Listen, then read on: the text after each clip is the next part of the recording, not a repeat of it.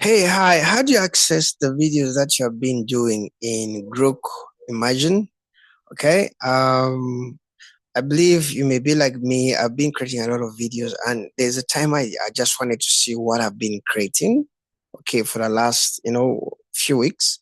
So what you do is you go. Do you see something which is here at the bottom left? That is where they say favorites. You can click on that, and then it will load actually an archive of whatever you've been doing in Grok.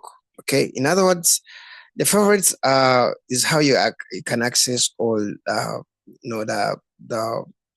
the videos that you've been doing, and sometimes not only yours, it has also an archive of videos that you have been looking at. I think because some of these it's not me who did them, but I think this one I just saw found it existing. I just did an edit. So whatever I did an edit on or created, you find it in favorites.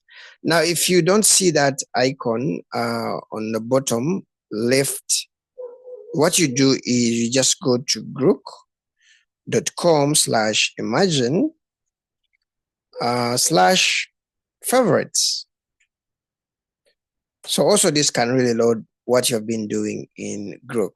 Okay, so some of you think like if you do something like this, you lose your videos, but no, you don't lose them.